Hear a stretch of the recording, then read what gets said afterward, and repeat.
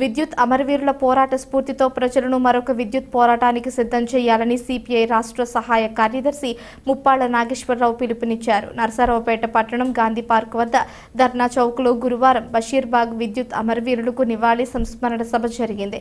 నాటి ఉద్యమంలో అమరులైన విష్ణువర్ధన్ రెడ్డి, రామకృష్ణ, బాలస్వామి చిత్రపటాలకు పూలమాల వేసి నివాళులర్పించిన అనంతరం సిపిఎం నరసరావుపేట మండల కార్యదర్శి డి శివకుమారి అధ్యక్షతన జరిగిన సంస్మరణ సభకు ముఖ్య అతిథిగా హాజరైన ముప్పాళ్ల నాగేశ్వరరావు మాట్లాడుతూ 2000 సంవత్సరంలో కాక పశు విద్యుత్ ఛార్జీల వ్యతిరేక ప్రదర్శన సందర్భంగా బషీర్బాగ్ వద్ద పోలీసులు జరిపిన కాల్పుల్లో అసువులు బాసిన 25 ఏళ్లు గడిచిందన్నారు.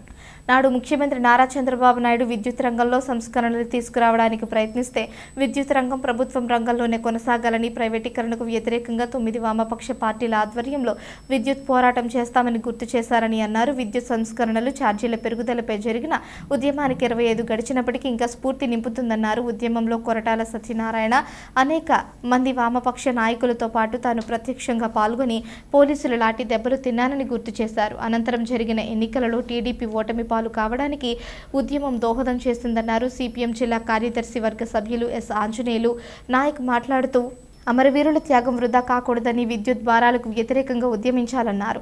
ఉమ్మడి ఆంధ్ర రాష్ట్రంలో జరిగిన వీరోచిత ఉద్యమ స్ఫూర్తితో విద్యుత్ స్మార్ట్ మీటర్లపై ఉద్యమించాలని పిలుపునిచ్చారు. వైసీపీ 5 ఏళ్ల పాలనలో విద్యుత్ సర్దుబాటు ఛార్జీల పేరిట 32,000 కోట్లు ప్రజలపై భారాలు వేసిందని, విద్యుత్ సంస్థకు చెల్లించాల్సిన 1.25 లక్షల కోట్లను చెల్లించకుండా స్మార్ట్ మీటర్ల పేరుతో ప్రజలపై భారాలు వేసేందుకు కుట్రలు పన్నిందన్నారు. కూటమి ప్రభుత్వం అధికారంలోకి వస్తే స్మార్ట్ మీటర్లు రద్దు చేస్తామని, విద్యుత్ సంస్థకు బకాయిపడ్డ 1.25 లక్షల కోట్లను ప్రజలపై భారాలు వేయకుండా చెల్లిస్తామని హామీ ఇచ్చి ఆదాని బినామీ కంపెనీ షిరిడి సాయి కంపెనీ నుంచి 40,000 కోట్లను ఎన్నికల బాండ్ల రూపంలో తీసుకున్నారన్నారు.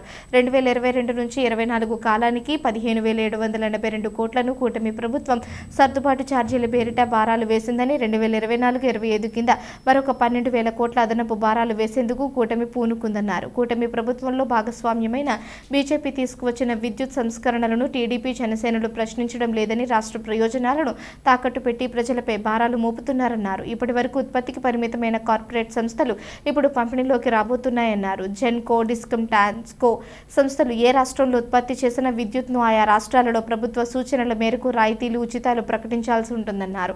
కానీ విద్యుత్ సంస్కరణలతో ప్రభుత్వం ఆధీనంలో ఉండాల్సిన విద్యుత్ ఉత్పత్తి కంపెనీలు కేంద్ర ప్రభుత్వ ఆధీనంలోకి వెడతాయని, ఇదే జరిగితే సామాన్య ప్రజలు విద్యుత్ వినియోగానికి దూరం కావాల్సిందేనన్నారు. సిపిఐ జిల్లా ప్రధాన కార్యదర్శి ఏ మారుతి వరప్రసాద్, సహాయ కార్యదర్శి కాసా రాంబాబు, సిపిఐయు జిల్లా ప్రధాన కార్యదర్శి రెడ్ భాషా, సిపిఐ ఎంఎల్ జిల్లా ప్రధాన కార్యదర్శి తోట ఆంజనేయులు, ప్రగతిశీల కార్మిక సమాఖ్య నాయకులు కె ఏడుకొండలు, కుల నిర్మూలన పోరాట సమితి నాయకులు కృష్ణ, పీడీఎం రాష్ట్ర నాయకులు వై వెంకటేశ్వరరావు తదితరులు మాట్లాడుతూ ప్రజలపై భారాలు మోపే విద్యుత్ సంస్కరణలను ప్రజా తిరుగుబాటుతో వెనక్కి కొట్టడమే అమరవీరులకు నిజమైన నివాళి అన్నారు. కూటమి ప్రభుత్వం 25 ఏళ్ల సంస్కరణలు, వైఫల్యాల అనుభవాన్ని గుర్తించి తమ విధానాలు మార్చుకోవాలని, విద్యుత్ భారాలు తగ్గించాలని, కార్పొరేట్ల దోపిడీని అరికట్టాలని, సర్దుబాటు ఛార్జీలు తక్షణమే రద్దు చేయాలని డిమాండ్ చేశారు. కార్యక్రమంలో సిపిఎం నాయకులు షేక్ సిలార్ మసూద్, సయ్యద్ రబ్బానీ, కామినేని రామారావు, ఎం ఆంజనేయులు, సుభాష్ చంద్రబోస్, బండారుపల్లి నాగేశ్వరరావు, మిరపకాయల రాంబాబు, యు రంగయ్య, సిహెచ్ సత్యనారాయణరాజు, వెంకట్ తదితరులు పాల్గొన్నారు. అందుకని ఈ రోజున ఇంకా చాలా అనేక అంశాలు ఉన్నాయి. ఆ అంశాలన్నింటిలో చాలా మంది నాయకులు మాట్లాడే వాళ్ళు ఉన్నారు. అందుకని ఈ రోజు ఈ విద్యుత్ సంస్కరణలు అనేవి మోడీ ప్రభుత్వం అదాని కంపెనీకి మొత్తం విద్యుత్ సంస్థని కట్టబెట్టడానికి తీసుకొచ్చినటువంటి సంస్కరణలు. ఈ సంస్కరణలు ఏదో చంద్రబాబు నాయుడు, జగన్మోహన్ రెడ్డి, పవన్ కళ్యాణ్ గారు వీళ్ళు ఆపుతారని చెప్పేసి అనుకోవడం మన భ్రమలు.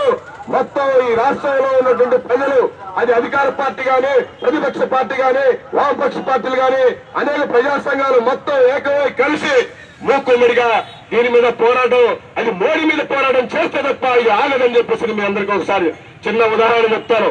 మమతా బెనర్జీ బెంగాల్ మొత్తం గజెటెడ్ విద్యుత్ సంస్థలో ఉన్నటువంటి గజెటెడ్ ఆఫీసర్ నుంచి హమాలి వర్కర్ దాకా మొత్తం సమ్మె చేసి ఆ సమ్మెలో ఉన్నటువంటి అధికారులందరూ ఆ ప్రజలకి చైతన్యపరిచి అధికారులు, ప్రజలు మొత్తం మూకుమ్మడిగా కలిసి సమ్మె చేస్తే మమతా బెనర్జీ స్మార్ట్ మీటర్లకు వ్యతిరేకంగా అసెంబ్లీలో తీర్మానం చేసింది, మేము బిగించామని చెప్పేసి చెప్పింది. అటువంటి ఉద్యమం మళ్ళీ 2000 సంవత్సరం ఉద్యమం ఏదైతే వాళ్ళ పోరాట స్ఫూర్తి ఏదైతే ఉందో వాళ్ళకి నిజమైనటువంటి నివాళులు అర్పించడం అంటే అటువంటి ఉద్యమాన్ని మనం తీసుకొచ్చి ఈ సంస్కరణలు వెనక్కి కొట్టాలని చెప్పేసి మరొకసారి మీ అందరికీ విన్నవిస్తూ నాకు ఈ అవకాశం వచ్చినటువంటి అధ్యక్షుడు గారికి ధన్యవాదాలు చెప్తూ ముగిస్తా ఉన్నా సార్.